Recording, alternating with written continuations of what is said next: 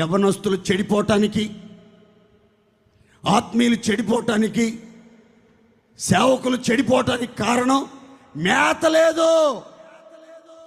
Fast food, readymade food, digital food ఎక్కువైపోయింది. సేవకులు కూడా ఈ మధ్య ఏదో యూట్యూబ్లో వచ్చే ఏదో ఒకటి మెసేజ్ రాసుకోవటం, 4 మాటలు తయారు చేయి. అమ్మయ్యా, పెద్ద భారం దిగిపోయిందిరా ఈరోజు. పెద్ద యుద్ధమే చేశాను, రాత్రి అసలు నిద్రపట్టి చావలేదు, ఎన్ని టీలు తాగాను. ఒరే, ఏం పోయే కాలం వచ్చిందిరా నీకు? ఒరే, నువ్వు చెడిపోతే సంఘం చెడిపోయిందిరా, పాపిష్టోడా.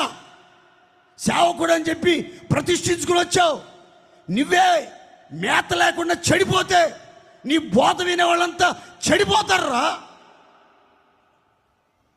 మనం చెడిపోకూడదు, మన పిల్లలు చెడిపోకూడదు, మనం చెడిపోకూడదు, మన సంఘం చెడిపోకూడదంటే మంచి మేత తినాలి. దేవుని స్తోత్రం చెప్పండి గట్టిగా. ఏ మేత పడితే ఆ మేత కోసం ఎగబడబాకండి, మేకల్లాగా, బరిగొడ్డులాగా. మందలో ఉన్న గొర్రెల్లాగా మంచి మేత కోసం, బలకరమైన మేత కోసం, కాపరి సిద్ధపరిచి తోడుకెళ్ళే మేత కోసం ఎదురుచూచి దొరికినప్పుడు నెమ్మదిగా ఏ గొర్రెకి కావాల్సింది మేత ఆ గొర్రెకి అందిస్తూ ఉంటే తింటూ మరలా ఏం చేయాలి? ఖాళీగా ఉన్నప్పుడు వాటిని నెమరేస్తూ ఉండాలి. ఏం చేస్తూ ఉండాలి? నెమరేస్తూ ఉండాలి.